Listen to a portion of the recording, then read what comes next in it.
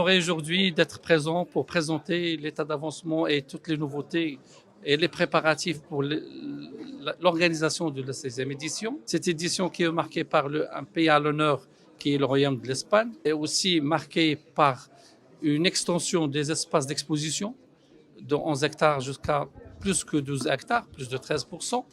Aussi, cette édition sera marquée par une grande amélioration des accès et de l'accessibilité au Siam. Et nous attendons, Inch'Allah, cette année pour atteindre plus de 930 000 visiteurs, plus que la moyenne des 5 dernières années. Aussi, plus d'exposants, plus de 1500 exposants.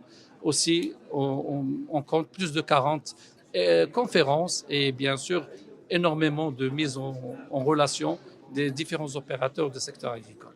Aussi, cette année-là, il est marqué par un 12e pôle, c'est le pôle agri-digital, que j'espère nos agriculteurs trouveront des bonnes réponses à la question d'aujourd'hui, c'est l'adaptation au changement climatique. C'est l'agriculture et le climat, c'est une agriculture résiliente qui fait face aux différents changements climatiques, donc c'est le climat et l'agriculture. Il y a le Salon international de l'agriculture du Maroc organise sa 16e édition du 22 au 28 avril prochain.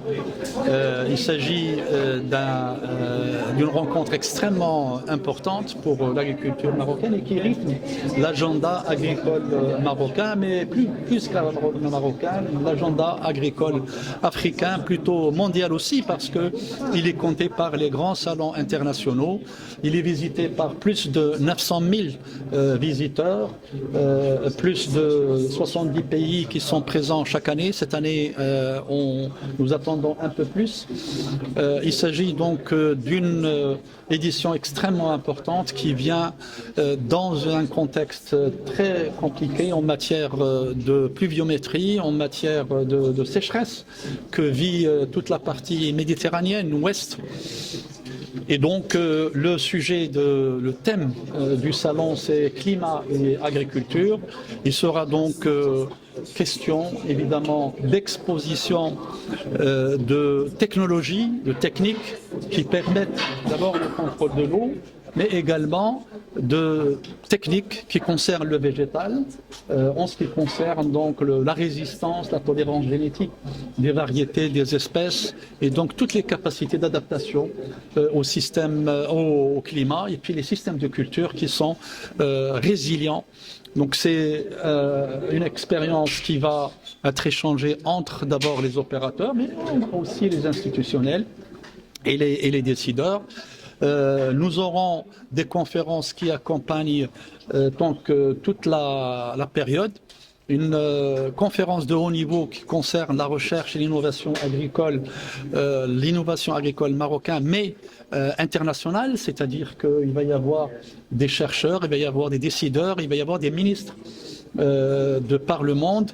Et donc ce sera l'occasion pour établir la feuille de route en ce qui concerne la recherche dans le domaine de l'eau, dans le domaine de l'adaptation à la sécheresse et également la coopération et le partenariat avec donc nos partenaires, soit africains, européens. Et nous avons l'Espagne comme pays à l'honneur. C'est un choix qui a été fait parce que l'Espagne partage avec le Maroc une histoire, elle partage la culture, elle partage l'économie, elle partage également les difficultés et les contraintes climatiques. Et puis la complémentarité en matière d'agriculture. Nous avons un partenariat très très fructueux entre les opérateurs et les professionnels espagnols et marocains. Ça sera l'occasion évidemment également pour les opérateurs marocains d'accéder au devoir de découvrir les technologies, les techniques des sociétés espagnoles qui sont leaders en matière de dessalement de l'eau de mer au niveau international.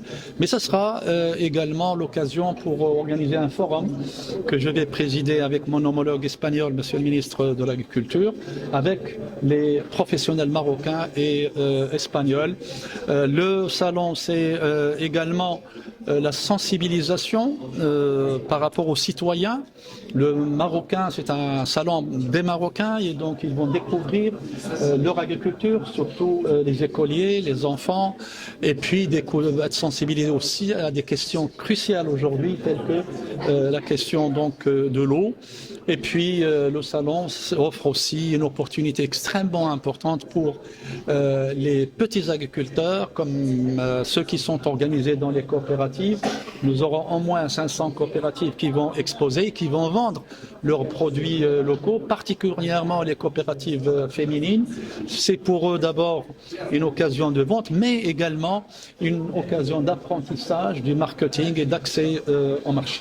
Monsieur le ministre, une question. On sait que le Maroc est un pays phare dans le domaine de l'agriculture. Comment appréhendez-vous en fait la question de la coopération avec les pays africains et les pays européens durant ce siècle?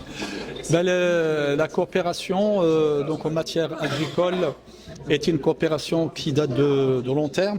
C'est une tradition dans le secteur agricole marocain. Aujourd'hui, dans tous les accords, pratiquement systématiquement avec les pays africains frères, l'agriculture est présente comme axe de coopération et de partenariat.